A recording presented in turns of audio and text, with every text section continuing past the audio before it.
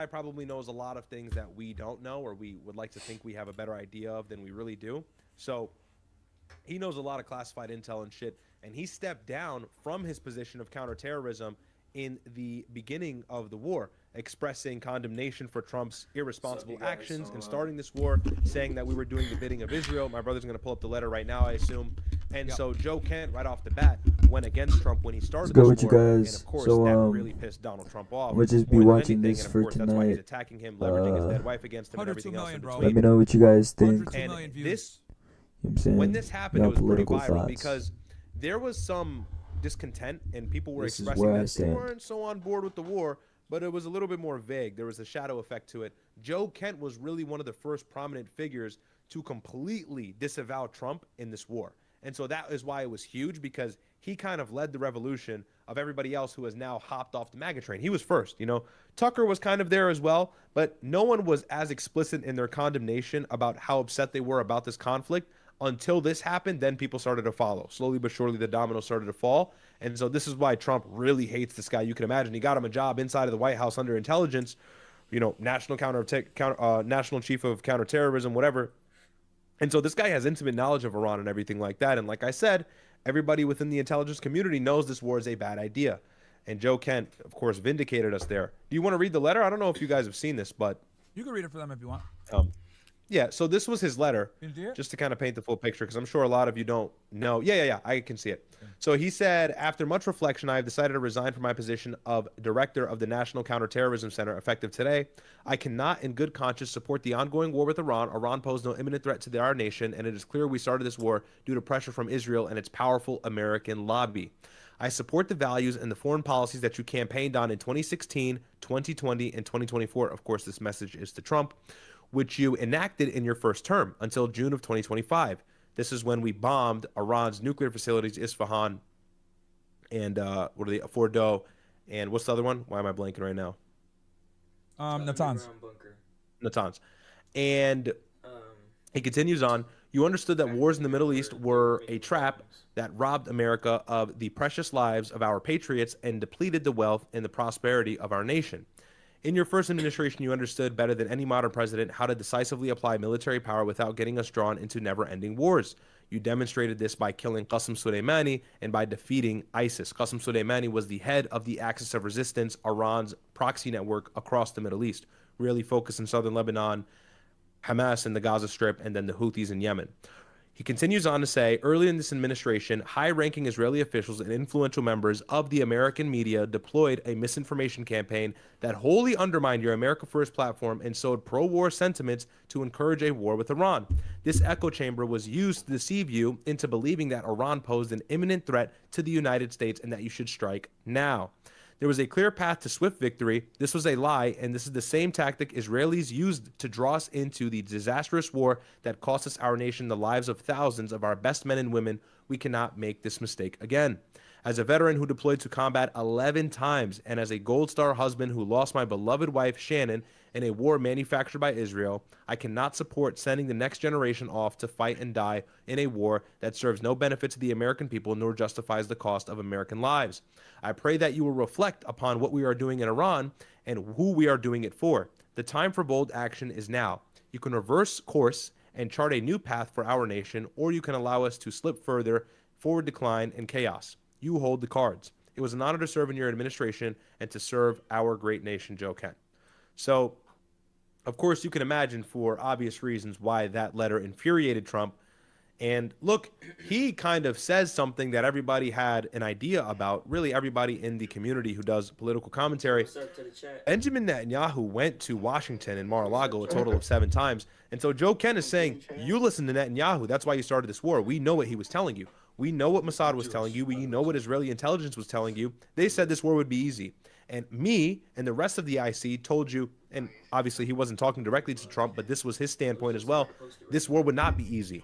And he knows that this was echoed across the entire administration, at least from Tulsi Gabbard and others, yet Trump still went to war with Iran. So when you look at it from the grand scheme of things, not only is this guy exposing that Trump made a mistake, But more importantly, he's highlighting the fact that Trump is controlled by Israel. And of course, that's highly offensive for Donald Trump because he wants to seem like this independent go-getter who makes decisions on his own behalf. But I mean, it's become increasingly obvious. And Joe's been nice about it too. He's like purposely been like trying not to bash Trump and shit like that. He gives him credit for Soleimani, whatever, which I would say Soleimani actually made things worse, but that's a whole other conversation. And he acknowledges that in the letter. You know, he says you killed Qasem Soleimani. We knew why. Yeah. You know, so no, he praises him for it actually. He was like, nah, Oh, okay. He praises him for killing Soleimani. He said like basically, hey, you were able to use force, limited force to achieve an objective, like, and this isn't the way. Join my kick. Yeah. Do you want to do Tucker or Ben? I'm on Twitch right now. This is funny. Let's do Ben. You want to do Ben first? Yeah. So I guess he attacks Sneeko and then the Manosphere that was highlighted in the documentary on Netflix. Yeah, That's his whole thing no, this here. is something else. I don't know what. I haven't seen this video. I saw it came out 2 days ago. But we could do Tucker if you want, since we already covered Tucker a little bit. Fuck, let's do Tucker, then we'll do Ben. It's entirely up to you. Let's play this. We got it up now. We got it up America now. itself is corrupt and evil. America has sold out its heritage for a pittance of goods. That America can only regain its heritage by basically destroying itself. We got to talk about the fact that there are these influencers who are talking largely to young men, but they are clearly also mirroring perspectives that are anti-American. Really mirroring perspectives that are and being used by foreign figures in order to promote radical. Isn't that hilarious when he's the one being used by a foreign figure? Well, he's a foreign figure himself, but yeah, you know, anti-American. Ben just can't. I don't know how much longer is he gonna hide behind the mask? Isn't he dropping subs and views like every single day? Yeah, it's astounding to see how long he can keep this up and how many people actually enjoy this. But anyways, let's keep going. Apparently, 1,000 people went out to UPenn to see him yesterday. One of these people is a guy named Sneeko. Okay, so Sneeko is a 27-year-old streamer. He says that Hitler has aura and that women should be barred from voting and that Yahya Sinwar, the leader of Hamas, was a hero and that the Jews run society. His actual real name is Nicholas Ken Tabalanthese. Apparently, he converted to Islam shortly ago. Here he was on the streets of New York just a couple of nights ago, chanting in favor of genociding the Jews.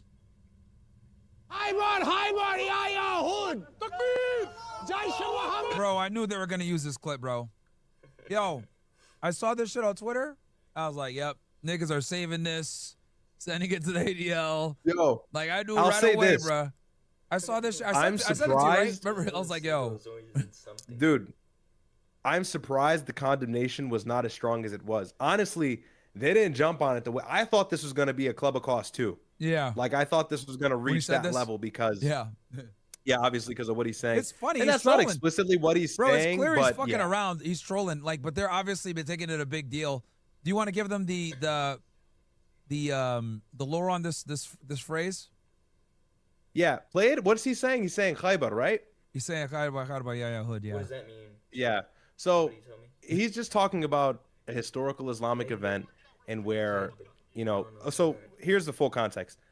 The Islamic prophet lived in Mecca and then Medina, but there was also this other city or real tribe called Khaybar, right? Comprised of Arab Jews. And so it was a battle that was known, I think in 628, if I'm not mistaken, between the Muslims and the Jews. That's the real gist of it, as well as the fact that Muslims and Jews did not get along in the province of Medina, which was the prophet's city when he was exiled from Mecca. And so there's always been like this back and forth blood in pre-Islamic or, you know, post-Islamic history where after the inception of the Islamic prophet, the Jews were trying to exile him from the city that he exiled to, that being Medina, as well as undermine him. They created several contracts with the prophet, and then they actually tried to kill him on several instances, tried to assassinate him. They tried to poison him with a leg of lamb that they gifted to him. They killed his companion by poisoning him. A Jewish woman did it, by the way. A Jewish woman poisoned him. And so it was really a battle of removing their influence from the city because they kept trying to undermine the prophet even though they had signed a peace treaty with him. And so they continuously committed treason. So that's the real kind of like general lore as to why the early Muslims fought with the Arab Jews in Medina. And interestingly enough, the Jews actually recognized him as a quote-unquote prophet. You can find this in academic Islamic literature that is vetted rigorously through a chain of narration where there are several Jews that actually admitted, wait, this guy fulfills prophecy, so we're going to attack him even more now because he's not a Jew, he's an Arab. And so there was this whole thing And there's lots of between them. Arab And so Jews, what he's chat. screaming, There's Mizrahi Jews. Just so you guys probably wondering, like, what are you talking about? There are Arab Jews, guys. They're called Mizrahis. Go ahead. yeah, no, that's really the long and short of it. But it was a famous battle, and so like that's like something Jews that lost. Muslims Muslims have used against kind of Israel. Jewish people when they're fighting. They say Khaybar. Yeah, now it's like they'll say it when they refer to like Israel. And there's several instances in Islamic history where the Muslims and Jews clashed heads. You have that. You have Bani Qurayza, which is another tribe that the Muslims fought and eventually executed because of their treason. So there's so many different things, but obviously the tension has a long history. And that's actually, just to say this really quickly before we get back into the video, something important to note is people always say that, the Jewish people and the Christian people really are the ones having the tension and the strife. And that's because, Catholics and white Christians and European Christians expunged them or expelled them from their countries in Europe and everything like that. And even though there's truth to that, and that's kind of the main grievance, there is also tension from Jews and Muslims ever since Islam was created. And that was when they tried to kill the Prophet like 4 or 5 times. And so that's where that comes from as well. So it exists in early Islamic history too. People always think that because the Ottomans offered the Jews safe conduct in their lands and try to save them from their persecution, that the history's always been positive, but it actually started out very rocky, then it smoothed out, now it's rocky again. So that's kind of like the historical relation between Muslims and the Jewish people as a whole. Yeah. Now, the ADL and people like Ben Shapiro, whenever people talk about this conflict, they're like, "Oh my God, it's a call to, and what's the word I want to use here? Violence. Yeah, it's a call to violence against them boys." They say this is an anti-Semitic call to violence. It's something that's used by these proxy networks that belong to Iran, right? And it's something that's used famously in the Middle East. A lot of people say it as like maybe even a running joke, but really like, this anti-Israel, anti-Jewish war chant or chant that's provocative, that's known to get them very mad. So it's one of those buzzwords that you got to steer clear of saying. As like a T phrase. My brother's on YouTube, so I'll keep it simple. But like, yeah, I knew right away, bro. I saw the clip. I could tell because I know Sneako personally. I could tell he's joking around and fucking around and trolling. But I knew they were gonna take that clip and like try to run with something else. I fucking knew it, bro. And just as expected, all the idiots on Twitter, IL, idiot, that retard, this guy, Ben Shapiro, I knew right away. I was like, yeah, they're gonna run with this shit and go crazy, even though he's just fucking around.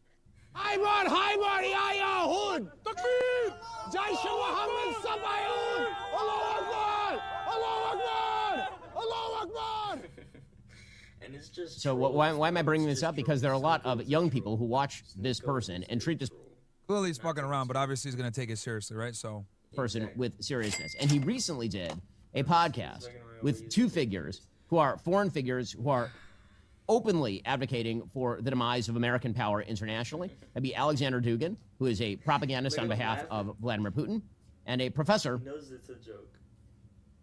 named Zhang Jiqin. You'll remember him from the Tucker Carlson show where he claimed that the did you watch this interview? I didn't watch this interview. Oh. Was Sneako on this guy? Okay. United States should basically give up power Sneako to and China. that's what he's referring to. Professor Zhang is who he's talking about? Oh, I didn't even recognize it because of the way he said it. And Dugin, the Russian guy. Oh, no, I only caught a glimpse of it. I was not able to watch all of it. I'm sure he was not happy about that, though. I'm sure. Also, he claims, of course, that the Illuminati Nightmare run the lineup for world, him. Yep. and all the rest of this sort of junk. Well, Alexander Dugin and this Chinese professor, Zhang, they've been making this case, again, throughout sort of right-wing manosphere podcastistan. And it does demonstrate the extent to which foreign influences really have grabbed a foothold. It's amazing. Many of the people claiming foreign influence on President Trump are themselves acting as This guy talking about foreign influence is fucking joke, bro. That's crazy. Yeah, bro, it's nuts. Netanyahu is your It's right-hand nuts. man, bro. You're friends with Netanyahu. What are you talking about? agents of foreign influence for propagandists of actual foreign regimes. It's pretty incredible, actually.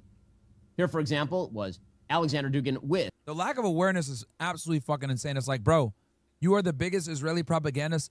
I would argue, yeah, Ben is the biggest Israel propagandist in America, potentially. He's in the top 3. You think anyone? He's the first. He's number 1, right? Yeah, I can't. He's the first. I'm Yeah, trying to think he's of the anybody he's more else that's popular. bigger. I think Ben Shapiro is a bigger household name than somebody like maybe Mark Levin. Or, Yeah, he I don't is. know, Yeah. Bill, what's the other guy's name that has a late night talk show? Oh, Bill Maher. like I think those guys are negligible compared to Ben. Because remember, Yeah. just a couple years ago, before the whole October 7th situation happened that really changed the world, Ben Shapiro was kind of revered on the right, even from a lot of Christians, a lot of people who were not aware of the Middle Eastern conflict. People loved him. You know, he was known as this vicious debater that destroyed the left-wing students and was really good at speaking and always had base takes. You know, facts don't care about your feelings, his whole rhetoric. And then, of course, October 7th happened, and we realized this nigga was a double agent. So Yeah. things changed Because very he was quickly smart. for him. What he did was when he blew up, he focused on domestic issues. When he did the college debates and shit like that, he rarely, if ever, talked about Middle Eastern foreign policy. Like almost never, because there was no need, because there was no pushback on the Israel lobby. Nobody knew. But now that everyone like came out and started being critical of Israel, he had to come out and defend Israel, and that's when he got exposed. Yeah.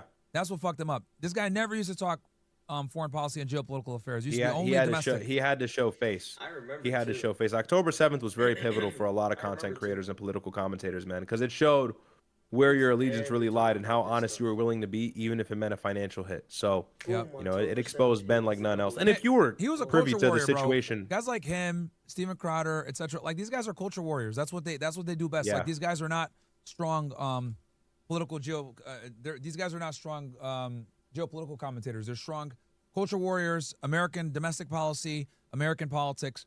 When it comes to like the Middle East and foreign policy, like both of them are kind of, you know, it's not their thing. Like, yeah, no, they're lazy. They're good at telling people what they want to hear in regards to this war, right? Steven Yeah. Crowder, just because of the culture, and then Ben Shapiro, obviously, because he's loyal to Israeli, Israel. yeah. So they both have their different motivations, but certainly they come from the same cloth when it comes to that. So that's very true. And lots of And by the way, this guy has been weaponizing Islamic terrorism from like 2020, 2021. Like he's been making videos on it. He's been talking about how Islamic terrorism is a big issue, how it affects the world. And so people have been eating it up for years. You know, he's been a big voice on that as well, Ben Shapiro and Steven Crowder.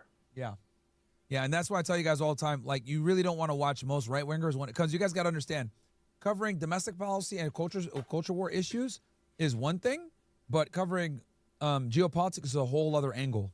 And a lot of times it's not even really a right-wing or left-wing issue when it comes to geopolitical affairs. So anyway, but yeah, The aforementioned it doesn't have the same I guess binding to to like culture warrior stuff, right? Like like for example, someone like a Ben Shapiro, Steven Crowder will dunk on college kids all day when it comes to transgenderism and how many genders are there, right? Matt Walsh, etc. But can they go ahead and give you guys the real deal? And, you know, like I did with like Dinesh Souza, like what you guys just watched is like when you guys watch me debate Dinesh Souza on Iran, that is literally an example of the lack of geopolitical awareness from MAGA. What you guys saw, like the way I was able to like lap him and that big gap in between knowledge, like that is literally what debating what MAGA is when it comes to geopolitics and foreign policy. Like they're just not versed on this topic. You know what I mean? They're just not, unfortunately, because it's very complex. It's very time consuming. You have to spend a lot of hours studying it, understanding it. You got to stay up on the news, right? The only reason I was able to dismantle a lot of his arguments is because I've been studying this for the past, you know, me and my brother have been on it for the past couple of months. But most MAGA commentators or right-wing commentators like Ben Shapiro, you know, Matt Walsh, Crowder, whatever, dude, they're not studying this shit because it requires so much time. And honestly, I could understand, like, for them why, like, you know, foreign affairs isn't really like a conservative issue, to be honest. It's really not. It's its own segment. It's its own thing, bro. Like yeah. this whole, the kind of right-wing geopolitical commentary, it's its own segment that these guys' audiences would not like, right? Or they would not be privy to whatsoever, especially Steven Crowder. If Steven Crowder were to take an anti-war position tomorrow, I think a lot of his audience would be mad. I think his viewership would be like, what the fuck? Because that's the whole idea, is they're culture warriors, you know? So a lot of these people just watch to really hear what they want to hear rather than hearing what they need to hear. And that's kind of where me and you have been dealt a great blow. Every single time we talk about the conflict, people say, you're pro-IRGC, you're pro-Iran, and it's like, no, we're actually pro-American. If you had an IQ, you'd be able to discern that and actually understand there's a greater issue here, and that's Israel undermining Israel undermining U.S. foreign policy. Like, and you know, the crazy thing is like, when me and my brother talk, right? If you guys listen to me and my brother talk, you're going to hear us talk more about like the United States and everything else like this. But the problem is that when we talk, for you guys to understand the concepts, we have to go back and debunk the propaganda that you guys are all indoctrinated to. right? Like a lot of the times when me and my brother explain this stuff to you guys or whatever, we have to rewrite bullshit that you guys have already heard. So it comes off and it sounds like we are pro-Iran. We're not, bro. We're just pro-truth. It just so happens that you guys get a lot of lies on Iran, so we have to fucking come in and debunk the bullshit. Then we can have actual real geopolitical discourse and like actually talk about shit. But I have to debunk the lies. I'll give you guys a perfect example right now. A lot of people believe the 40,000 protesters lied, right? Like, so before me and my brother can actually have a conversation with you guys about regime change and how the United States is trying to do regime change, etc., we have to debunk the 40,000 protesters that were killed. We have to talk to you guys about the Starlings that they smuggled in. We have to talk to you guys about how Trump moved in a bunch of guns and gave to protesters. We have to tell you guys how the Mossad trained a lot of these agitators. We have to talk to you guys about how Scott Bessent purposely crashed the Real in early 2026 and how Mike Pompeo said the Mossad walks amongst you. We have to educate you guys on this stuff. Then we can operate on a flat ground and a basis to go from there, because we can't even get into the discourse and the analysis unless you guys know the foundation. And unfortunately, Fox News, American media, etc., does not set you guys up to know the foundation. So we have to create the foundation for you guys. Then we go ahead and have a discussion on the actual topic.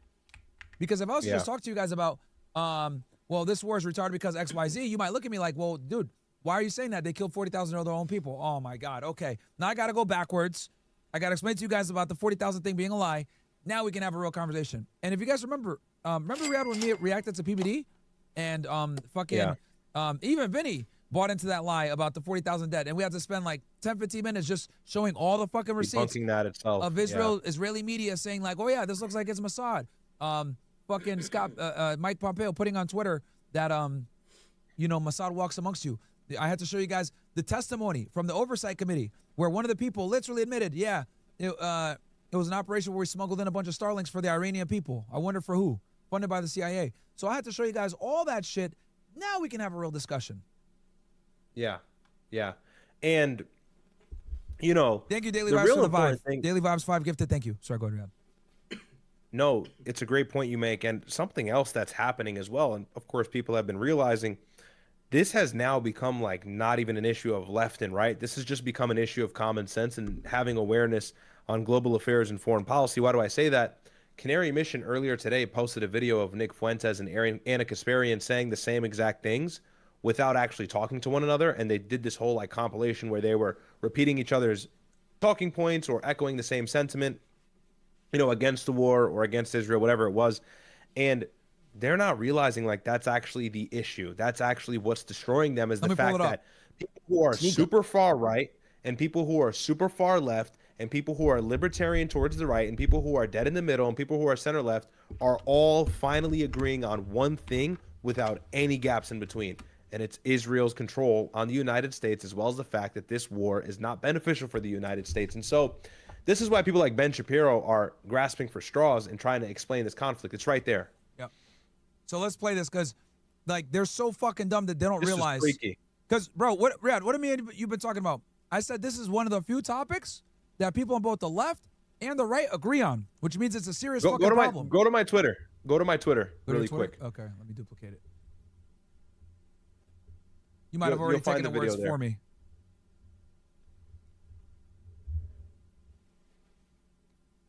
Right there. I just reposted it. This one right here? Third one down. No, go down. Fucking retards, yeah. See what I said? Yeah, I'm just going to read. Go ahead and play it.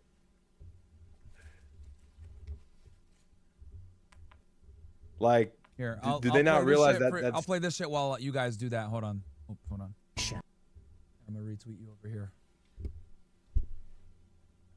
Israeli occupation of the United States government. Israel controls our government. Israel controls our government. Control and influence and manipulate our system. Ruled and controlled and manipulated by the nation state of Israel. They are vampires. They suck our blood. They suck the life out of this country.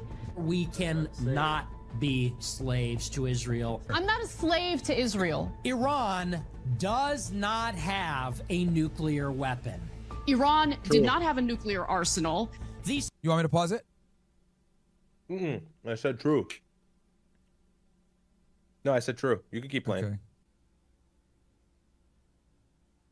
You just retweet it. Supreme leader of Iran right now. promulgated a fatwa. He had to put out a fatwa against nuclear weapons. We had to join Israel's war of choice. A war of choice.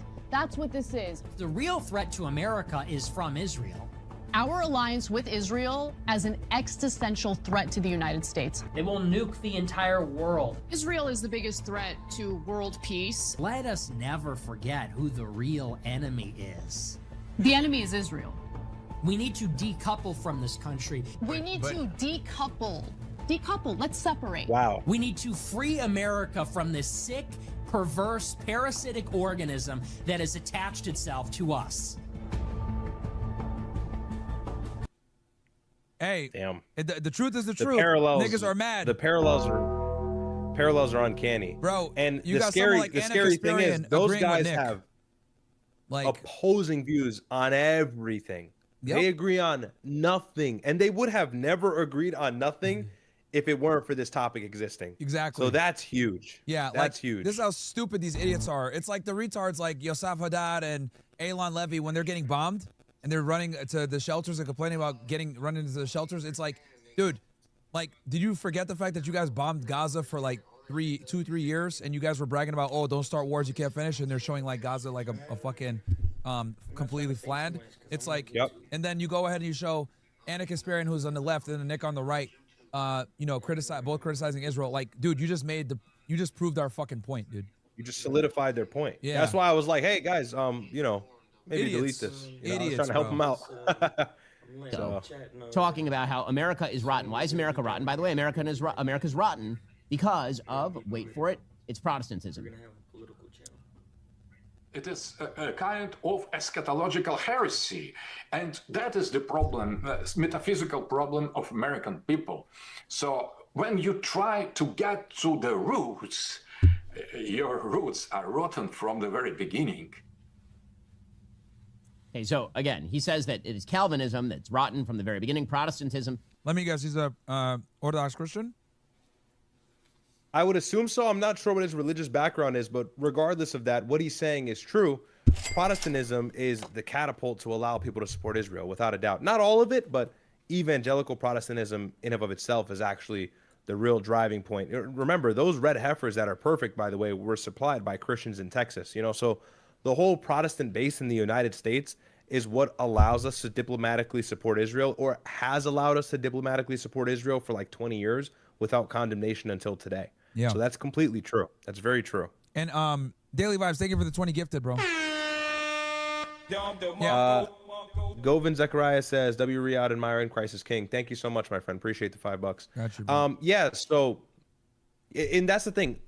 Orthodoxy and Catholicism oppose not only, it's not even this paleo-conservative ideology that they have. It's theologically, there's no binding to the nation state of Israel. They understand the Old Testament or the Hebrew Bible reading as the people of Israel, as the formerly chosen people of God, and that was abrogated by the New Testament in several passages that you can find. So it's a very clear understanding. It's not complicated, but of course the spin-off within the United States and a lot of Protestant churches doesn't read it that way. And I've passed by churches that have Israeli flags on them. So that is a Riyadh, real what happened phenomenon. to Protestantism being like based? Wasn't Martin Luther the one who wrote the book, Jays and Their Lies? Wasn't he a Protestant, or the one Yeah. that started Protestantism? Yeah, honestly, happened, I'm man? not too privy to the history, but it's crazy to see what it's unfolded to now. But that's the thing with Protestantism is it's not, and some Protestants might get mad at me, and I'm Muslim, so I have no skin in the game, so you can tell me shut up, your opinion doesn't matter. But just for me to kind of give my 2 cents, Protestantism does not have an early church to go back to. And I get it. A lot of people say the whole idea is that it's not a religion, it's a relationship with Christ. That's what they all say. And I understand that. I see how you can read the New Testament that way. But there is a set of rules. There is a law. There is a way to go about the religion. And the earliest churches are Catholicism, the Catholic Church, and then Orthodoxy. And it's funny enough that their readings have nothing to do with supporting Jews militarily, diplomatically, economically. They actually are against all of that. And they actually read the New Testament to find that the Romans were the ones who were commanded by the Pharisees and the Jewish people at the time to, crucify Jesus Christ, if you will. So it's Protestants pretty much dishonestly read scripture and then politically use it to support Israel. And they lean on Israel to fulfill biblical prophecy that will then bring back Jesus Christ. But the problem is they don't have to lean on the pillar of Hebrew Bible prophecy in order to bring back Jesus Christ. They're void of that now. That's no longer binding on them, but they kind of like skip over it. So they think that the third temple has to be reenacted. They have to do the red heifer sacrifice. They have to do all of this to bring their Messiah. Then our Messiah will come. But that won't happen unless Israel has hegemony over the entire Middle East. Then they'll be able to bring their Messiah, then Jesus Christ, the whole deal. And they're still the chosen people of God. That has not been retracted from them. So Sneeko was just talking to a U.S. soldier on some base getting ready to get deployed to Iran, and he was like, but they're the chosen people. So as much as everybody in this chat may be red-pilled to this, a lot of Christians really still don't like understand this. Now, is there a difference between evangelical Christians or these Protestants? Sir Sloan, thank you so much for the 5. All right, so they're different. Is. Yes, there is. Look, Protestantism in and of itself is kind of a blurred denomination of Christianity, if you will. There's so many different factions that come from it. But there are evangelical Christians that call themselves, Protestant, that believe in the nation state of Israel being equal or parallel to the Israel that's mentioned in the whole Holy Bible that is like prophesied, to be this land that was promised to them by God because of their, chosen status and so on. Was Charlie but a Protestant? not all Protestants, Charlie a lot was of Protestants right? denounced that.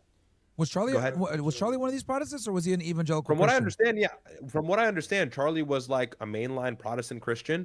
But here's the thing. And this is, not an attack on Christianity. Christianity has so many different denominations. You can kind of straddle the line as to what your position is. And I will concede this can be done in Islam, but it's a lot easier to debunk it because the tradition and the scripture is really clear. With the New Testament, you have so many different books. You have to couple in the fact of whether the Old Testament is valid in a canonical sense and it's valid in a law sense, or it's just valid from historical reason and thought. So there's so many different ways to kind of understand Christianity in the modern scope. So for Charlie Kirk, it's super easy to go, God said, bless the Jews, so I'm going to bless the Jews. Paul said this about the Jews, so I'm going to do this with the Jews. And Jesus Christ was a Jew. And that's all true.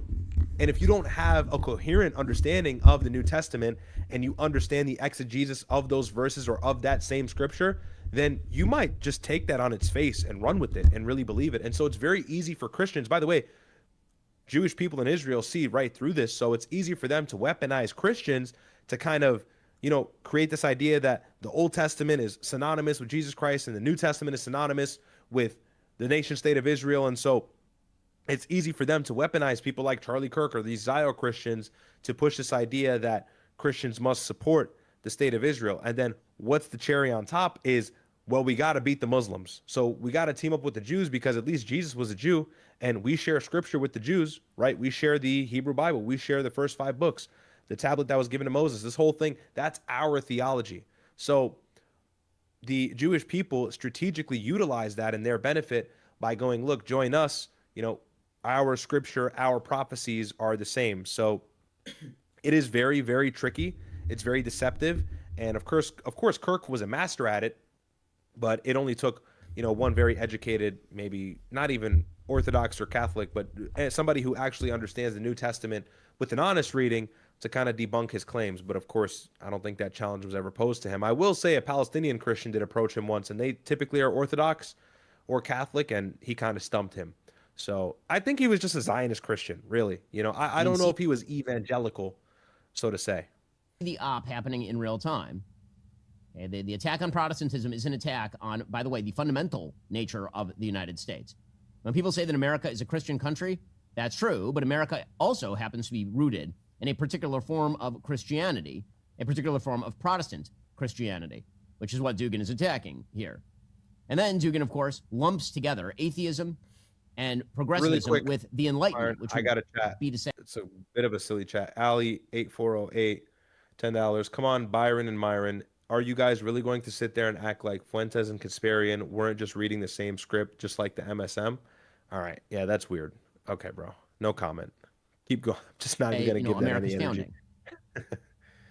The main thing we share, all the traditionalists, we share this refusal of the Western modernity. So we can accept different traditions, but we consider the modernity to be absolutely wrong. Right. Atheism, pluralism, progressivism, enlightenment, all that things are totally evil.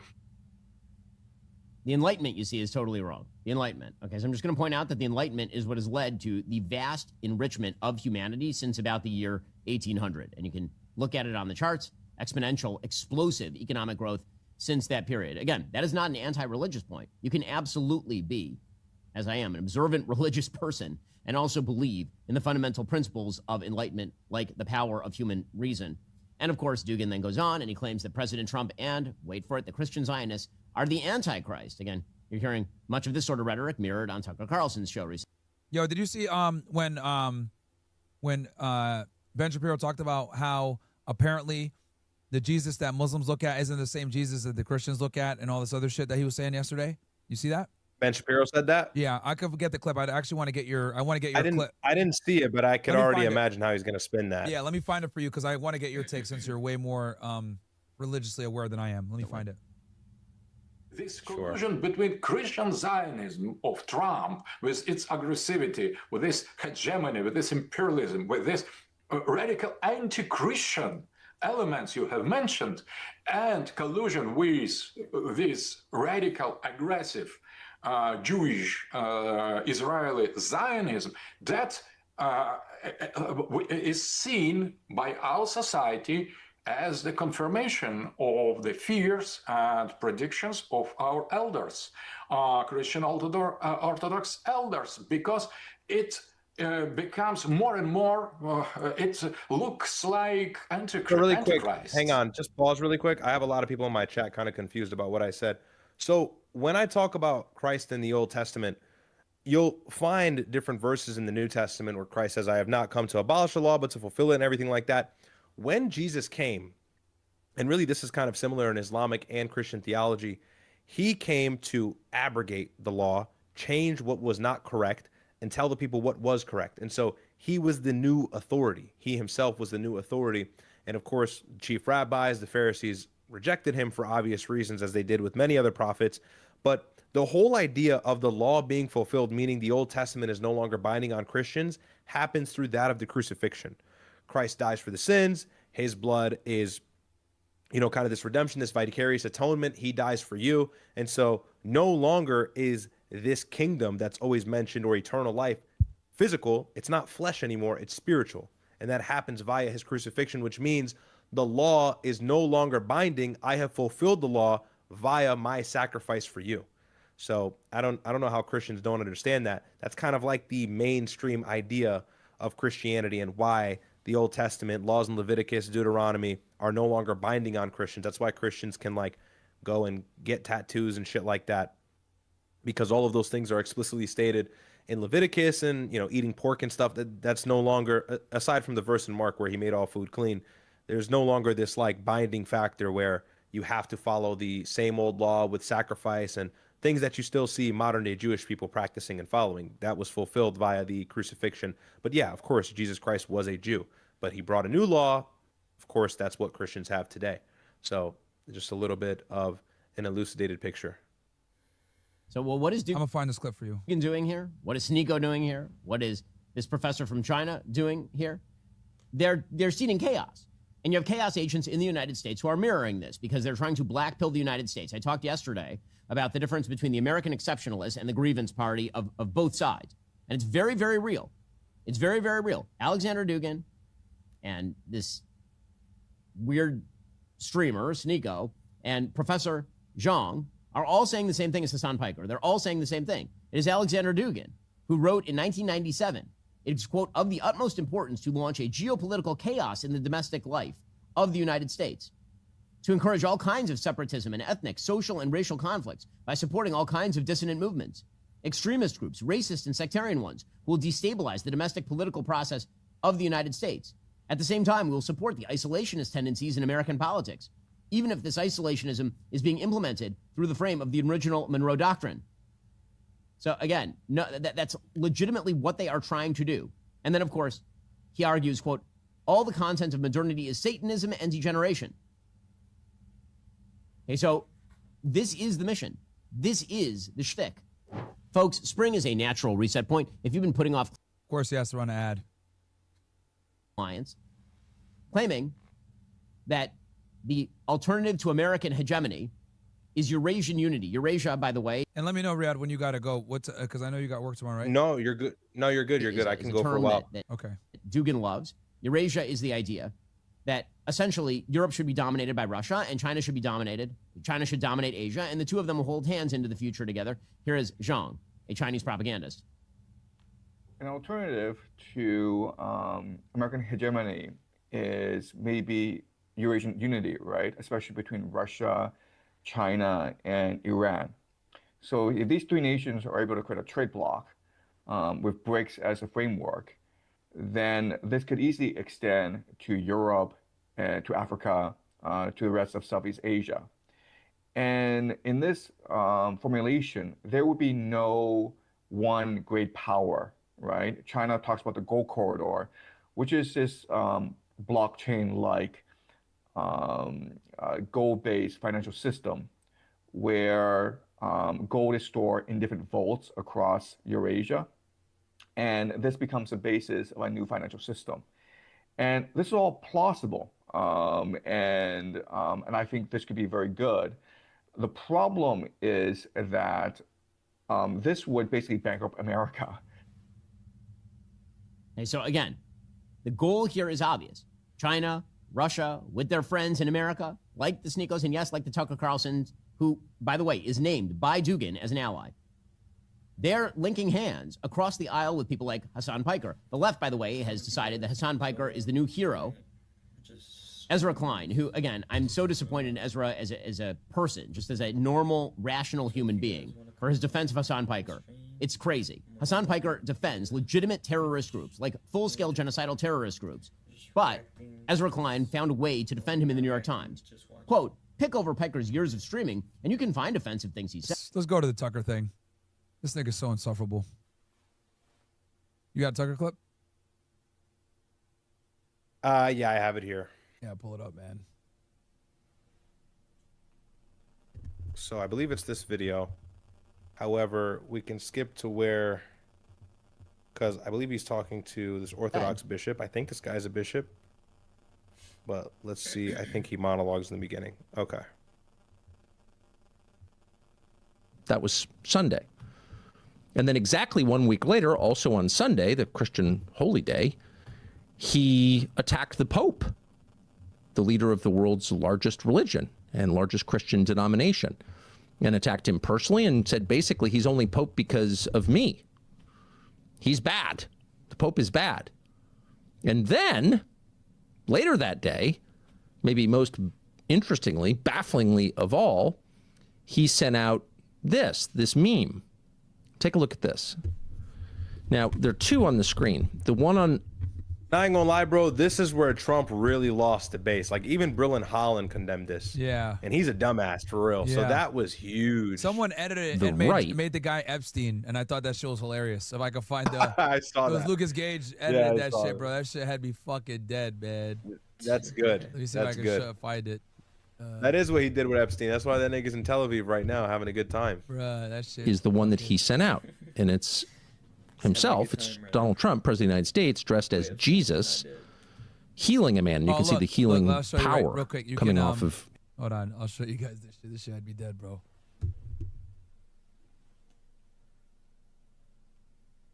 And he goes, corrected the painting of Donald Christ. You know what I mean? With the Israel flag and shit. Yo, Lucas Gage is hilarious, bro. So, yeah, so they got Netanyahu in the corner. Yeah. That's good. All right, sorry. Go ahead. You go, sure. Was that Ghislaine Maxwell too? That's funny. I think so, yeah. You watching it? Look, that painting right there, I was going to tell you earlier. That angel in the sky, who knows exactly where it came from, but it's been there for quite some time.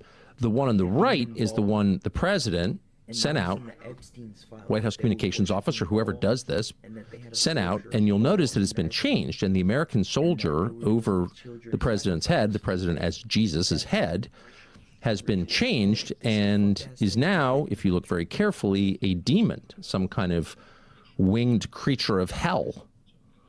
So it goes from an image that suggests... maybe a bit of an overread. I don't know. It's a bit of a stretch there. You know, healing and light, to an image that suggests, I don't know, a scene from Revelation, John's vision on the Isle of Patmos, the end times, the apocalypse, who knows? Nothing good. That's crazy. It suggests demonic power because there is a demon in it. So he sent that out and then withdrew it, deleted the tweet from the internet after an outcry, but was asked about it. And he said, yeah, I sent that. Didn't explain how the demon got in there. Someone at the White House put it in. Deleting the tweet, I'll admit, was, and this is what we spoke about earlier. By the way, what Trump did was disgusting and blasphemous, but you might as well stand on business now. You know, deleting the tweet really was an admittance to guilt there. Didn't explain why. And he said, I sent it out, but it wasn't me as Jesus, though obviously it is. It was me as a doctor because I heal people. Jesus, of course, basically described himself as a doctor, someone who came for the sick to heal them, which he did. I want to see if he's gonna. He was asked about that, I think, outside of the White House. He was like, "No, that's not what I meant. I was a doctor, and it was for the red. I was simply healing a man. I think it was a good post. I thought it was or something like that. Smart, really. Quite frankly, I thought it was a great post, an AI post. You know, the AI is getting really complicated. They nigga completely deflected it. Yeah, bro. You definitely just try to pose as God, like just admit it. Yeah. Maybe a distinction without a difference, but still kind of confusing. He's not religious, so he doesn't care. You know what I mean? Like, Trump's not religious at all. Trump has said before, like, I'm not even Christian. Yeah. You know, he was asked name a Bible verse once, and he said he couldn't name one. Like, Trump is definitely not, and that's fine, right? Who cares? But he's definitely not religious whatsoever. Yeah. Today, a day later, was asked about it again, and he said, no, I didn't have anything to do with that. I didn't send it out. Which wasn't exactly an answer to the question. Even more confusing. What was that? And then, to make it even further mysterious, sent out this meme on Truth Social, retweeting somebody else, and it's him, Donald Trump, being, I don't know, how would you describe that? Caressed by? Healed by? Maybe endorsed by Jesus. That's unmistakably Jesus, the Christian Messiah, the man God at the center of Christianity, with his arm around Donald Trump. That is crazy. Basically saying, you go Trump, I'm on your side. So all of that in a little over a week. What does it mean? Because it certainly means something. This isn't so much a couple of memes. These are icons. It's iconography. These are attempts to send a statement about faith. What statement is the president sending? Well, not a coherent one. Doesn't actually add up to a theology. It's mockery. He's mocking Jesus. He's making fun of Christianity. The central figure of the religion is being held up for mockery. And I know I'm going to do the Muslim thing here. If Trump did this in a Muslim country, he would be in prison. Just saying. Yeah. Just saying. Yep. This is punishable by death in some Muslim countries. Just saying. Hey, Christians, take a note out of that book. Hey, look, listen, don't shoot the messenger. But Muslims seem to have a little bit more jealousy for holy figures than Christians do, and it shouldn't be that way, especially when that's the center figure of your religion. Of course. And his description of how this got out is itself mockery of the idea of truth. One day he says, yeah, I did it. Next day he says, no, Hey, Mr. Drippy, thank you so much for the 5 gifted. Appreciate you, bro. Shout out to you. I didn't do it. Both are on video. That's not really a lie. It's more than a lie. It's bigger than a lie. It's an attack not just on a specific set of facts. It's an attack on the idea that there are facts. It's an attack on truth. Openly. No one's hiding this. So this was kind of dismissed after a online kerfuffle for a few hours, and people were outraged, and then they weren't, and we've got other things to worry about. They moved on. But for sincere religious people, for Christians who care about Jesus and what's true and what's not, a lot of them went to their Bibles to try and figure out, what are we watching here? And a lot of them came up with a couple of verses that seemed to fit what we're watching. And if you are a sincere Christian or know some, maybe you got these texted to you, but we'll read them just so you know how a lot of people of faith were interpreting this. The first is from Paul's second letter to the Thessalonians, the church of Thessalonica, chapter 2, a very well-known verse in which he's describing what's going to happen when Jesus comes back. And he says, you're going to hear that Jesus is coming back. Don't believe what you hear. A bunch of things have to happen before he returns to earth, redeems the world, history ends.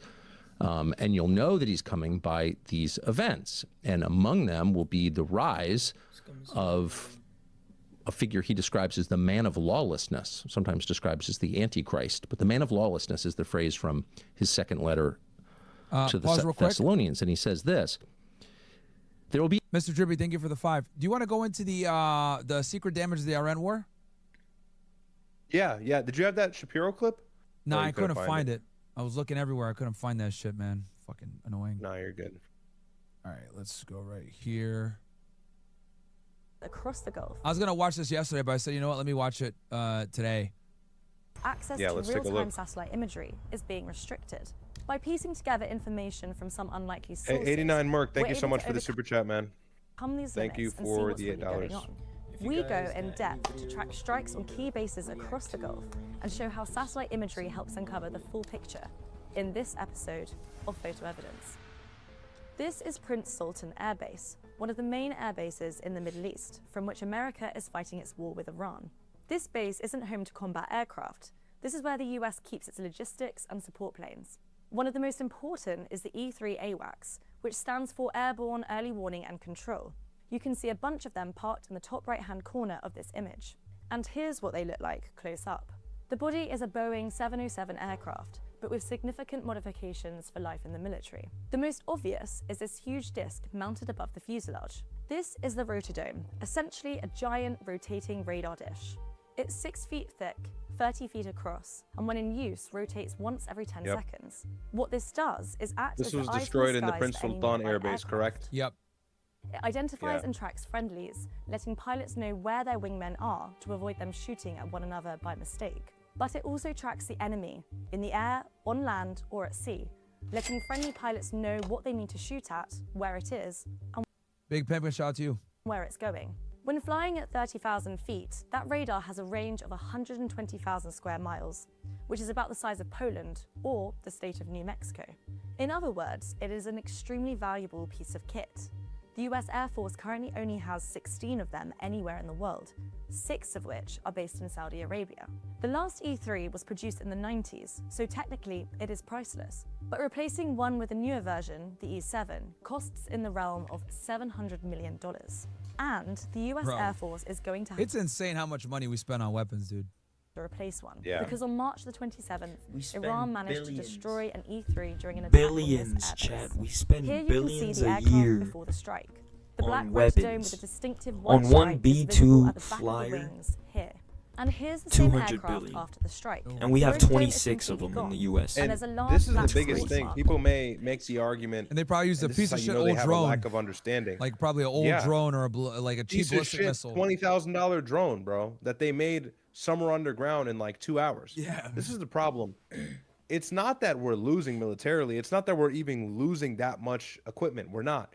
It's we've lost the ability to deter at the rate in which we were able to before, because now people can see that we're not indestructible. Yep. You know, that's the And we big can't part. protect our allies. That's what Iran. We can't protect our Yeah. allies. That was one of the worst 13 things. bases leveled to the ground. You know, 13 bases completely taken out of commission.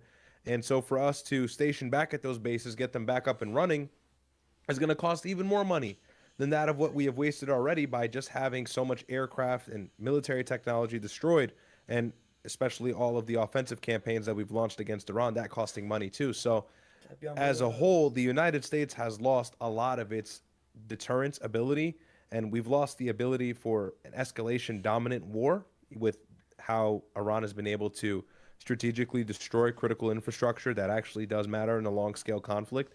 And you could thank Russian intelligence for that. I'm pretty sure Russia has played a big hand in giving Iran the go ahead and the whereabouts as to what to strike, where to strike, when to strike. And it's worked. You know, it's worked. It hasn't worked completely in the fact that they've completely demilitarized us. Of course, they'll never be able to do that. But again, it's this idea of deterrence, us being able to flex our muscles, exercise brinksmanship without doing anything. Yeah, that probably won't be a thing anymore. That's definitely gone. If it existed before, it doesn't exist now. Our president of the Middle East is going to be so cooked after this, bro. I'm telling you. And that's what I was trying to explain to Dinesh. Like, yo, there's no way. Like, unless we take out the Iranian government as it stands today, there's no way we'll be able to maintain the same semblance of presence in the Middle East, bro. No way. No way. No way. Ain't no way, bro. The rear part of the fuselage appears to be missing as well, and there's a large amount of debris scattered on the runway. The tail, while still intact, does not appear to be attached to the rest of the aircraft. The angle of the fins in the second image suggests it has tilted backwards. And there's a large number of vehicles parked nearby, probably driven by Air Force personnel responding to the attack. That they painted These satellite images were published by the Iranian state. The planes on the floor Obviously, they and need shit to be like that treated with to trick 'em. skepticism, but we've been able to verify this strike with third-party images taken from the ground. These images broadly confirm what we saw on the satellites, but add a few interesting details. The rear portion of the aircraft has been destroyed, and there is a large debris field on the surrounding runway. The tail section has detached from the main aircraft body and has tilted backwards. However, it appears the rotor dome survived and is lying among the debris down here. A second image taken from the reverse angle seems to confirm this. Here you can see the sunlight reflecting off the surface. From overhead, this detail was not visible. The black dish was disguised against the black scorch marks on the ground. It is only from the side that this detail is revealed. Another interesting detail that is visible from the ground. Real quick, somebody asked you a question. Of this aircraft. Thanks so much, Govin, for the super chat. He says, Myron, when are you getting Zircon F&F? I don't know, bro. I don't know what Zerk is doing. I try. What are your guys' beliefs? I don't know, bro. He's been out of the he's been off the radar, so yeah. I really don't know, bro. I wish I could, man, but yeah. Bro's been ghost. He's been low key. Yep. Here as 0005. Cross-referencing this with flight tracking data, we can reveal the full tail number was 810005. This matches an E-3 aircraft that was operating as part of the 552nd Air Control Wing and based out of Tinker Air Force Base, Oklahoma. Flight tracking data traces it to Ramstein Air Base in Germany on February the 19th, a major logistics hub for US aircraft traveling to the Middle East. From Ramstein, this plane then flew to Prince Sultan Air Base in Saudi Arabia. The Iranians also claimed that a Shahed one-way attack drone caused this damage. It isn't possible from these images alone to say whether or not that's correct. However, some of the circumstantial evidence that we've seen corroborates that. First, there is clear evidence of an explosion. Aside from the missing section of the aircraft, there's a large debris field around but I don't the think a little ass Pieces of the aircraft body have been thrown up and onto the wing for a moment. I want to move forward to see if she covers the Isfahan shit. A large fire. What sparked the fire is impossible to say from the images alone, but given that we know Iran attacked the base around this time, a drone or missile strike is possible. We know this area of the base was used to park KC-135 refueling tankers, and given the pattern of the scorch mark, burning fuel could well have been involved. It therefore seems fair to conclude that at least one Stratotanker was hit by an Iranian attack, was destroyed, and spilled burning fuel onto the aircraft apron. Whether or not other tankers were parked beside it at the time is impossible to say. There does not seem to be any damage below the scorch mark, where one other tanker was parked, so Iran's claim to have destroyed 3 aircraft is unlikely to be true. But a second aircraft could have well been parked here. Given the burn mark on the ground here is lighter, it seems unlikely another aircraft was destroyed here, but it may have been damaged. It is also impossible to say whether the other 4 aircraft visible in the Iranian image were also damaged, as the Iranian state. Josie told me she spoke to Zerka last week. He's been globetrotting. Josie, what do you mean by globetrotting? Traveling the world is what you're saying? Myron, you have to fucking... And I know you're not going to want to hear this. When you're on the show with the bitches, and it's crazy because he's so fucking good at it. I looked at Myron the other day. I said, what the fuck? How does this guy talk to these bitches all night? And then he does his political stream? Because you're the incarnation of hard work. You're playing into who you are. But you have to fucking, if you do something, never do it for free. If you're good at it, hey Chad, I gotta make money on it. I gotta go. Zerka. Yo, that shit is spot on, bro. What the fuck? Yo, I think that's what he was telling you by the about end of this space. year. So, Yo, what the fuck? We got nigga pulled out of a I don't know how many days we got left. Let me see. impersonation perfectly out of nowhere. Never do it for free. We got 259 if you're days fucking left. good at it, You make money doing it.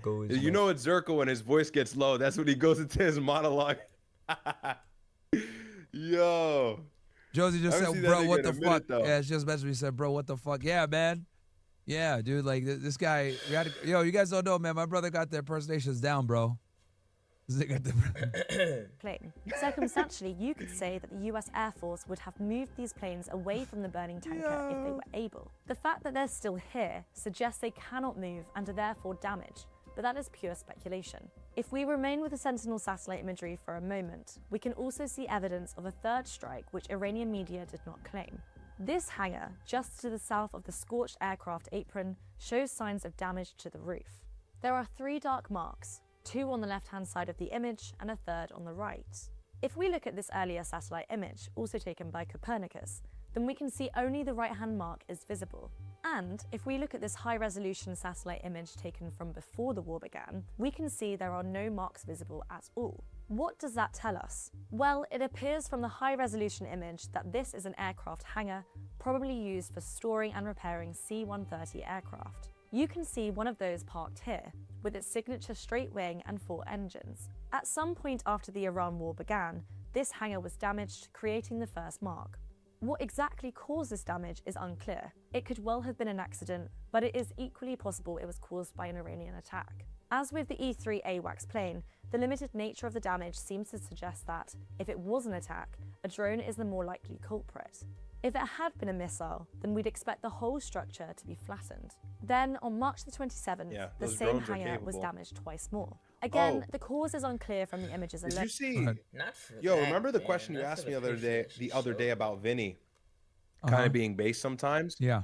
He actually was kind of giving it to Adam the other day. Oh, I have yeah. a 5-minute clip here that we can It's watch Muslim after this. mom or some shit reacted to it, right? Pull it up, bro. Pull it up. Actually, I want to react to that. Pull it up. I'll take my shit down. I have it right here. Go ahead, take it off. I'll play it. U.S. entered this war in Iran. And this is Anthony Blinken, obviously former Secretary of State. And I just want to preface at the outset of this, this is one of his nastier moments, real. And that the bar is high for that. This is one of his nastier moments. See it. Basically saying, was it Bibi? Was it Trump? Whose decision was it? It's 1,000% President Trump's decision, but you cannot sit here and pretend that Bibi Netanyahu doesn't have major influence. Jared Kushner has known him since he was a child. His father in New Jersey, he used to go visit him, Bibi, in Jersey. He's over there negotiating. That's a conflict of interest, number one. Number W. Vinny. Okay, look, I always give the credit where it is due. Okay, you can't get mad at him here. 2, we can't pretend, Adam, everything was Iran, and then Israel went on full-on seizing land and attacking in Lebanon, and mind you, Adam, in heavily populated civilian and Christian parts of Lebanon. And they're literally seizing land. And it's looking now, because Adam, who... And just for some context, ever since this clip had happened, more strikes have been targeted on Lebanon. They've been destroying southern Lebanon.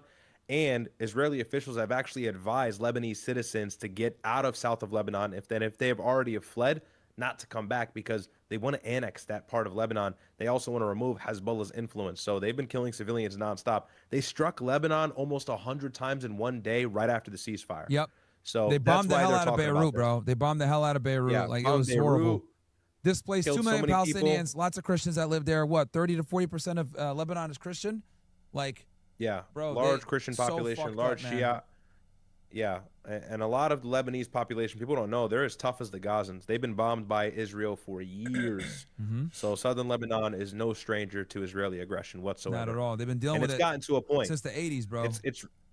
Yeah, and it's really gotten to a point now where they're making it increasingly obvious. Lebanon is just like the West Bank. They want it. Who's to stop them from just going, well, there's terrorists here, bomb them? Who's checking to see how many civilians are dying in Lebanon? Where's the... Because if you all you have to say is this, there's terrorists there. You could literally keep bombing, keep expanding until you've taken over as much land as you want. Obviously, I want Hezbollah taken out. Obviously, I want Hamas done. Obviously, I want ISIS done, which Trump basically did. But if you've been seeing, like I've been seeing, literally in the downtown area, you want to talk about Miami? Bro, Iran fought ISIS, bro. Like, yo, You know, this comes back to like, that's why when I was on with Scott Horan, I like really like made sure to clarify that like when we were in Iraq, we were fighting alongside the Shiites against the Sunnis in Iraq, and those Shiites that we were fighting alongside, they didn't make the IEDs. Those IEDs came from were pretty much inspired by like the IRA. It wasn't Iranian IFPs or whatever the fuck they call them. Yeah. So yeah, or IFDs, whatever. But and, like, yeah. Sorry, go ahead. And also the other issue about the bombing, the basically, Beirut bombing, and everything like that. Let me. What?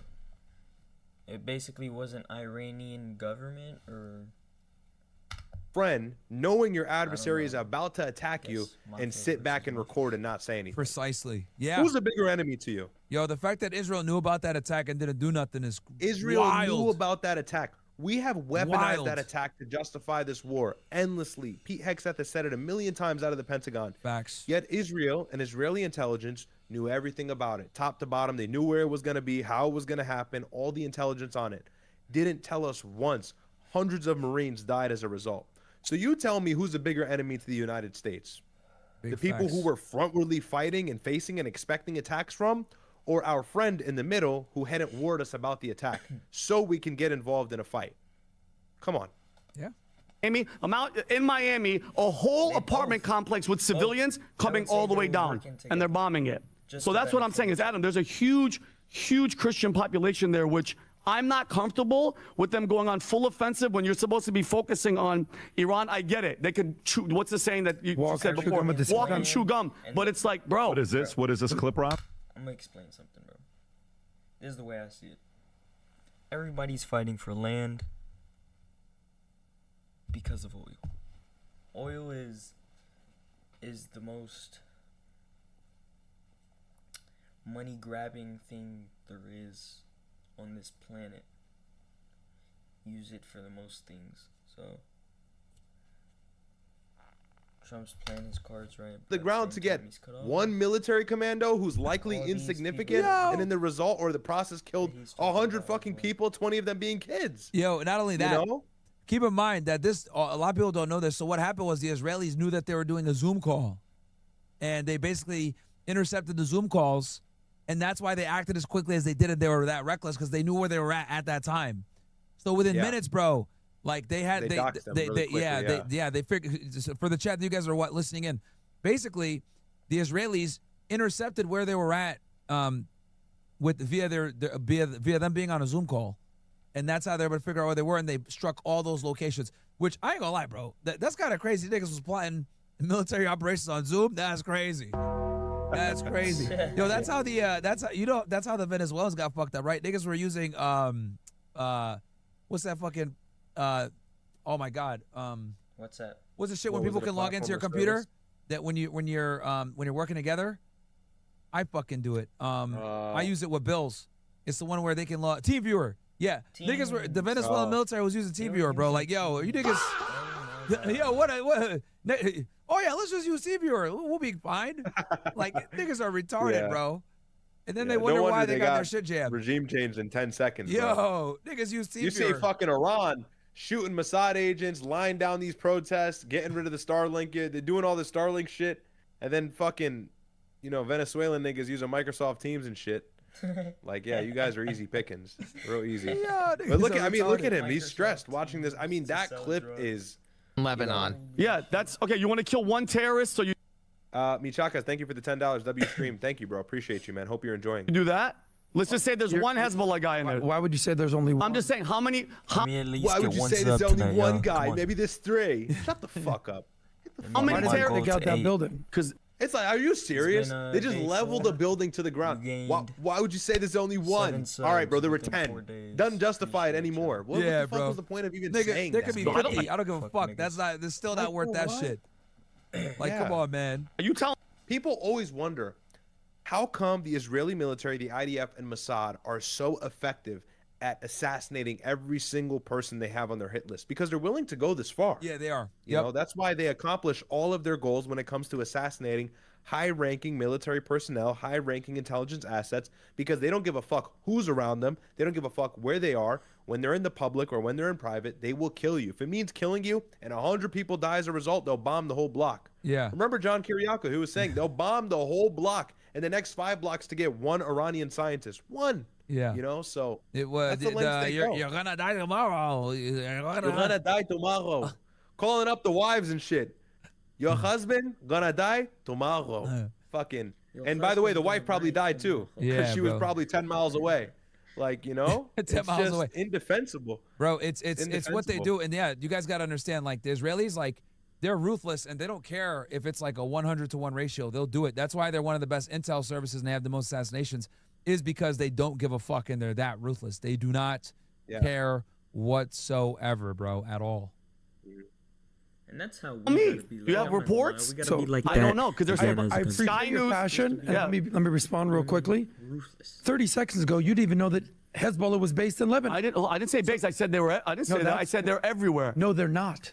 They're in Lebanon. Period. Full stop. You just said obviously we want to take out Hezbollah. Yeah. So kill how many civilians for one terrorist? How do you assume that they do but that? you know, it's kind of What funny. do you mean? I don't. Adam. Pause. You know, and Dinesh tried to bring this up too, and I told him, well, you know, because he was talking about these resistance groups, Hezbollah, whatever, and I was like, yeah, Hezbollah this, Hezbollah that. That's fine, bro. Like, you know, we can argue about them being a terrorist organization all day. I would actually concede and tell you, yeah, you're right, they're a terrorist organization. But they were founded, they're a terrorist organization that was made in response to another and bigger terrorist organization, the IDF. So, like, you know, that's how I defeat that argument. When people tell me, oh, you know, Hezbollah and Hamas are terrorist organizations, fine, I will concede that all day. But they were designed to fight a bigger terrorist organization, which is the IDF, the biggest terrorist organization in the fucking Middle East, the IDF. Something he hilariously stepped around as well was when he was mentioning the fact that this small state the size of New Jersey in the Middle East, being Israel, is pummeling all of its strong, big, large Arab neighbors or former empires. And so he was kind of hinting at the fact that maybe you were a little bit jealous or upset about that, or you had some grievance about it. And it's like, hey, no, that wasn't Israel, though. That was the United States. Hey, if it wasn't for the United States, Israel would have never existed. And if they did, it would have definitely ended in the 70s. So I don't know if he knows that. I imagine somebody like Dinesh D'Souza actually knows that. He knows history, I would imagine. And so he was saying, oh, you're just mad because Israel's pummeling everybody. Yeah, Israel's pummeling everybody because they're bolstered by the strongest country in the world. And by the way, our power at that time, post-World War II, was more lopsided than it is now. We were that much more powerful than every other country. It wasn't even close. It wasn't even close. No one came close. Soviet Union, China, no one came close. At that time, the United States was unanimously stronger than every other country combined. Now we're in a multipolar world. And we were at that time, could you imagine, with our military might, flexing our muscles and supporting Israel? Yeah, no wonder they destroyed the Arab nations, and no wonder those same Arab nations say death to America, because we're a joint entity. That's what the letter to America by Osama bin Laden read like. So exactly.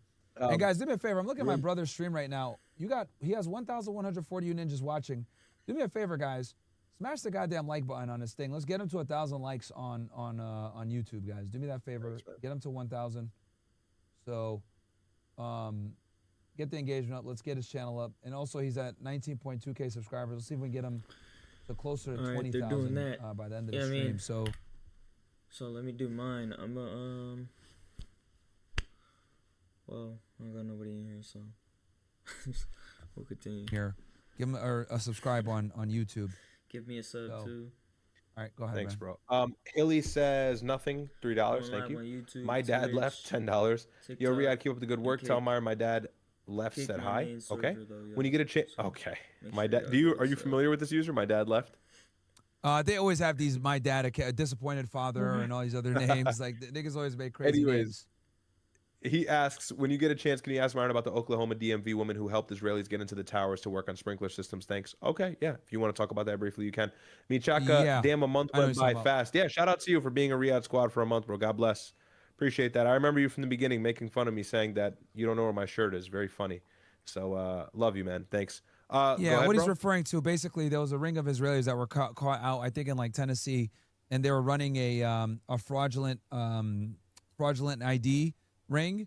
And what ended up happening was these guys were caught with, when they were arrested, they were caught with like basically like tickets that showed that they were at the World Trade Center doing sprinkler work. like right before September 11th. And the woman that got them the IDs was going to testify against them in a case, in an FBI case, and she was found mysteriously dead. And so that's what he's referring Got to. it. Perfect. Thank you. Yeah, DMV. Yeah.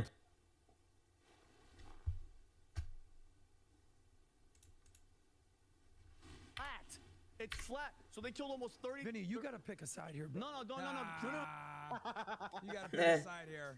I love it. I love it. They don't like it. They don't like it when you're humanitarian. They don't like it. You want to kill him or not? You can't be on this. Yeah. You can't be having sympathy for these goddamn Palestinians, but buddy. Vinny, you've got to choose a side, Vinny. Vinny, you're really you're getting to be like an anti-Semite, Vinny. You got to choose a side here. Yeah. But Vinny, it's flat. So they killed almost 30. Vinny, you got to pick a side here, bro. No. Please don't play that game with me. Do not. Hold on. Do not. You either want to take out the terrorists or you don't. Time out. Do not play the pick a side, Adam. Okay. When it comes to 25,000 or 20,000 children dead. See, that's the problem with these Zionists. That's the problem. It's all or nothing, bro.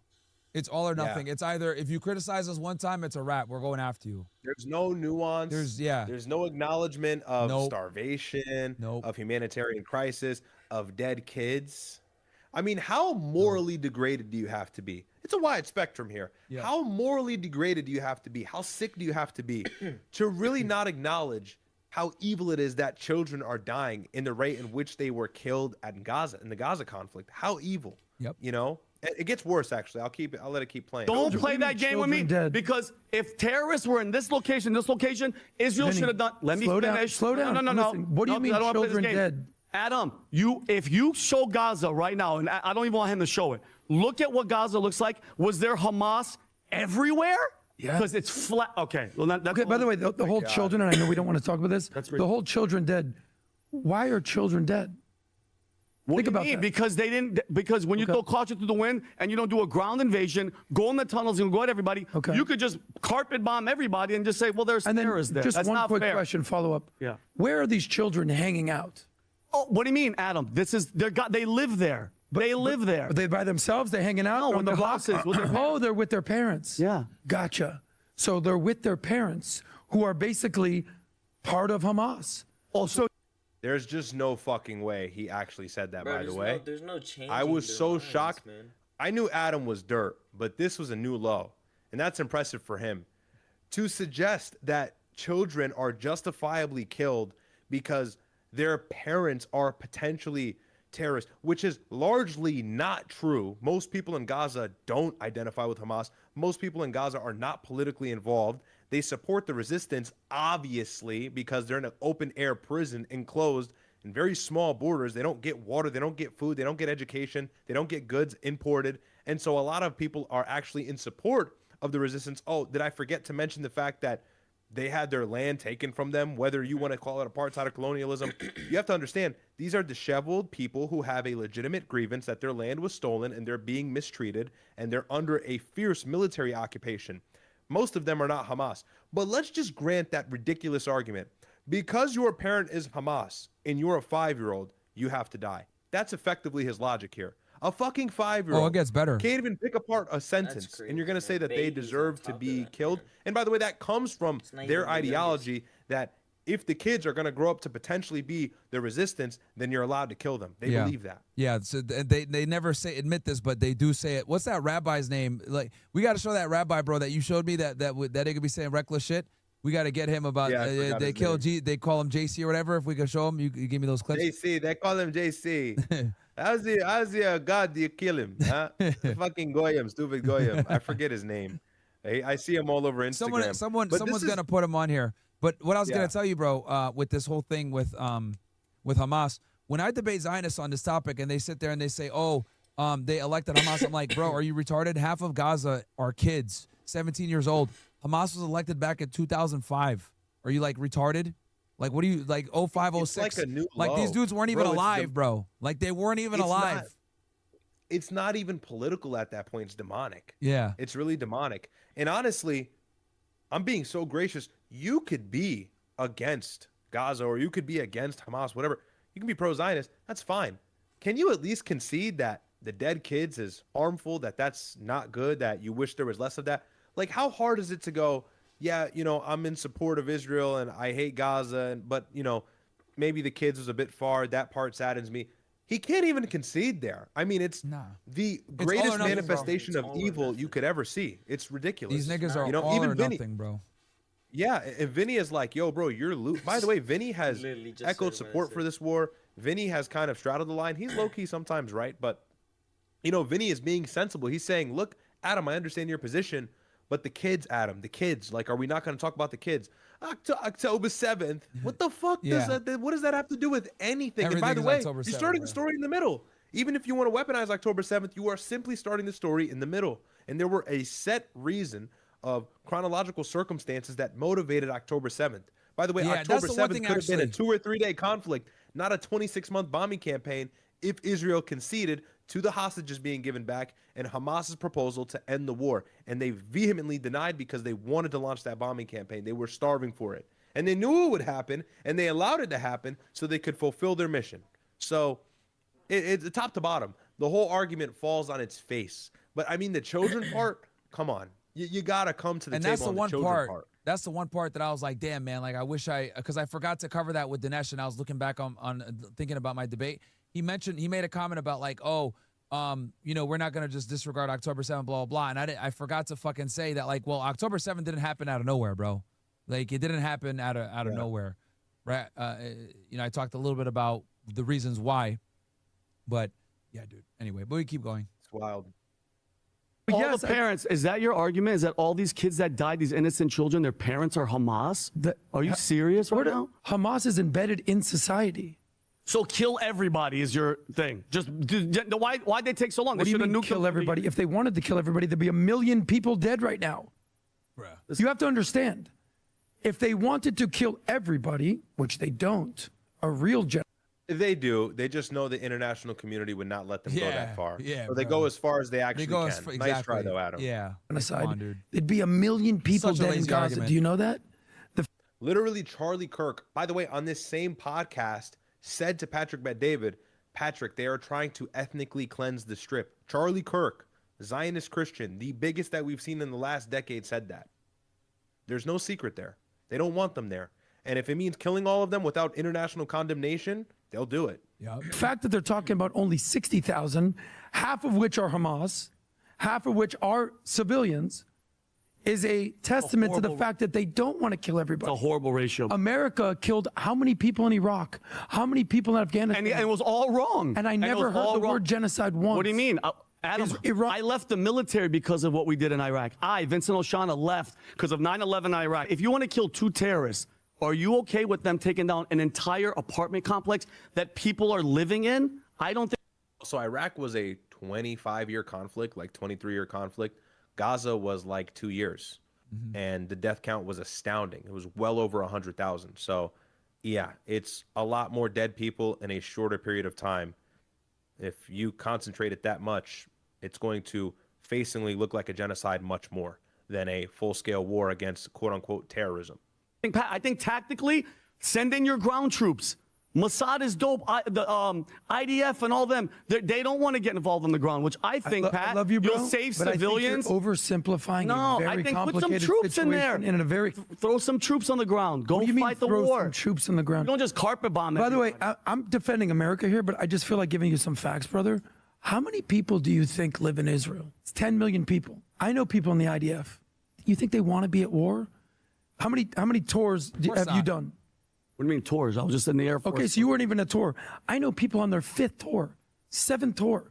They've been in Lebanon. They've been in Gaza. They've been flying to Iran. They don't have enough people. So this whole concept of a boots on the ground where you think all these people are going to be everywhere at once, they don't have the... If you don't have enough people, don't fucking start the war. If you don't have the capability of fighting a war, to actually steal land, by the way, not for some other reason, then don't start the war. If all you can do is launch military campaigns from the air and kill thousands of kids in the process, quote unquote, accidentally, well, then maybe you don't have the equipment or the capability to even start a war. You ever thought about that? You don't have precision munitions. You don't have the ability to effectively kill military officials without killing 100,000 civilians in tandem. Well, then maybe you should not be fighting in the first place. The numbers. And you have these 10 million people that are fighting war after war after war after war. And we're saying, do more. and America comes in as a capable ally to Israel.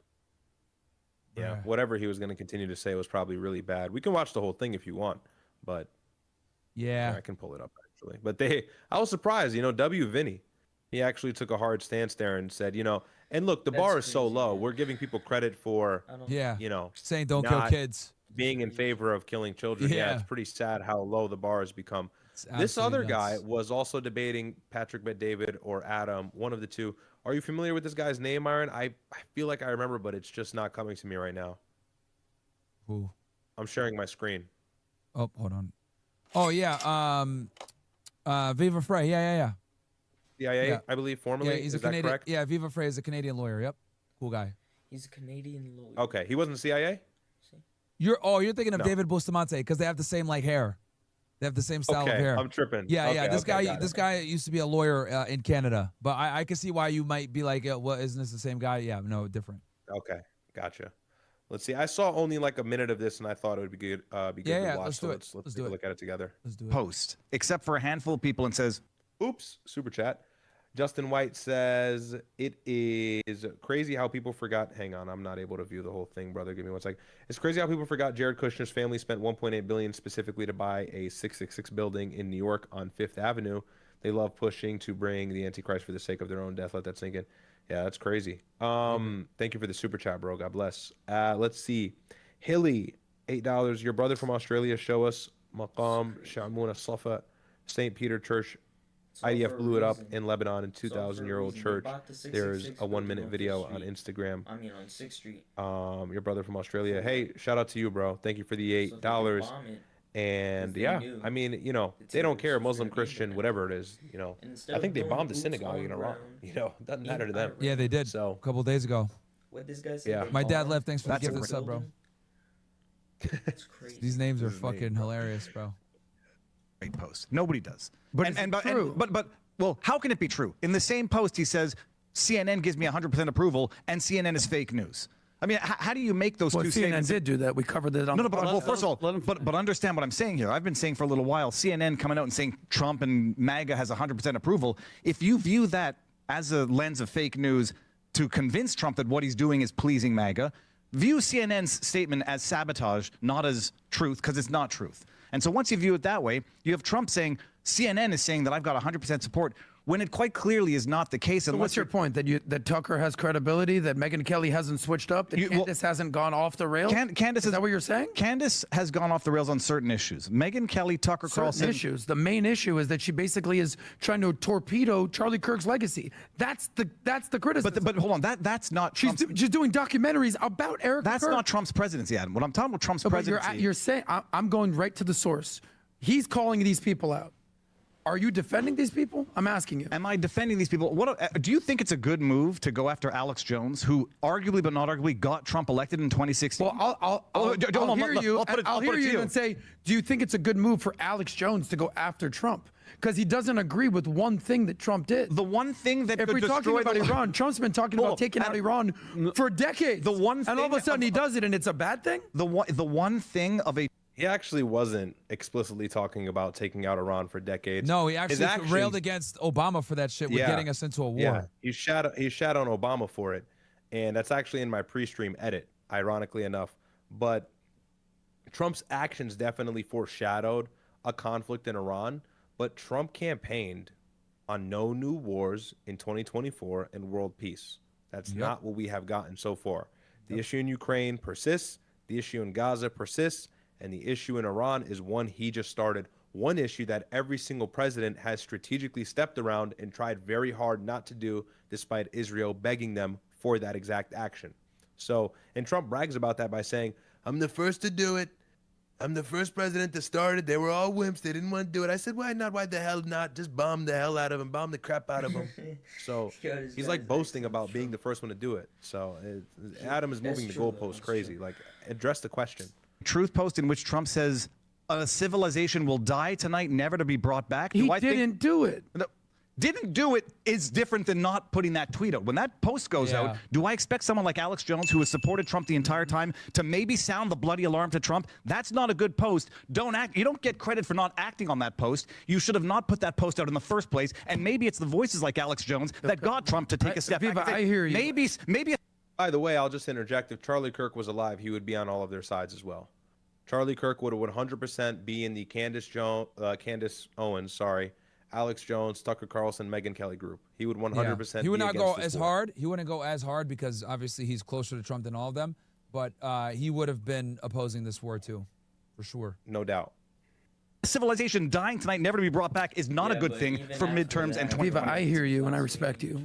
If he was still alive, the words that he says, you're smart enough to realize you can't go chasing all of Trump's words. You'll end up in the estate asylum we talked about in the last segment. Follow his actions. Trump's trying to make a deal here. In my opinion, when Trump did that, he's basically saying, pay attention to me, because something's about to happen in the next 24 hours. Because you know who moves the move. Okay, just really quick debunk. Okay, follow his actions, not his words. His words are to manipulate the global oil market. His words are to manipulate NASDAQ, S&P, stock market, Wall Street, whatever. I suppose that's strategic and there's some intelligence to that. But his actions are also confusing too and don't allude to a greater plan. He says he's going to block the Strait of Hormuz, blocks Iranian ports. Iran is still making money on the Strait of Hormuz. He says we've reached a peace agreement. He sends Jared Kushner, Stephen Witkoff, and J.D. Vance to the Middle East. And those are actions, by the way. No peace is obtained. He starts a war with Iran after saying there will be no new war. We're watching his actions, actually. We're watching them closely. He failed the CIA operation trying to seize uranium and open the door for potentially a ground invasion. No, his actions are saying he has no idea what the fuck he's doing. That's what his actions are saying, and his words don't help. But I don't know what Adam is thinking. He's ahead of the curve by saying, but don't listen to him, watch his actions. No, his actions are arguably worse than what he's saying. Cycle one person, Donald Trump. None of these other people. So I'm trying to understand what your point is. That you're saying that Trump is bad for sending out a mean tweet? Genuinely. Let's distinguish between a mean tweet and that truth post, which, if it doesn't ruffle feathers, but if it gets his most ardent supporters to say, time to take a step back, and if there's an 8 o'clock deadline, sorry, I'm not going to wait until tomorrow morning. No, I hear you, Viva. So they've been criticizing Trump for a month now, if not longer. Well, but so you're saying that was the straw that broke the camel's back? They've been no, you're saying they've been criticizing him for a month over the same issues and an escalation on that issue. Now, by the way, when that post came out and everyone's like, he's just negotiating, it's the art of the deal. What loyalty does Trump have to these people? My analysis of that tweet was, it's not the art of a deal to make a threat in a tweet that you know that you can't follow through on. So he's coming out and saying, oh, the civilization will end tonight, but I didn't do it, so that's the art of the deal. No, what I said at the time was he made a threat that he could not possibly follow through on.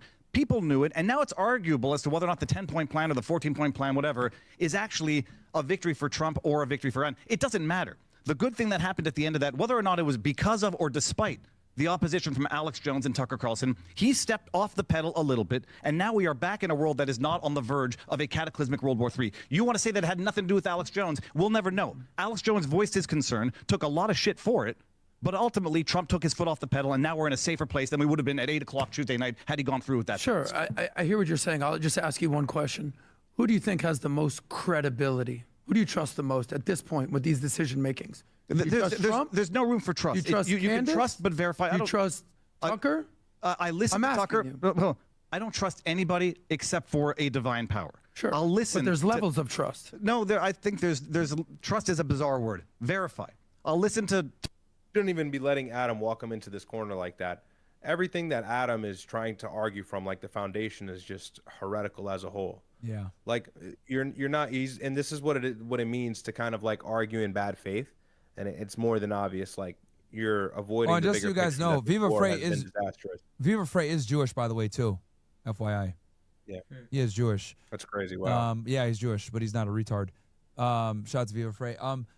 Also, guys, make sure we keep rocking. I turn on the YouTube stream for a little bit. I'm gonna turn that shit off right now. I've been on for like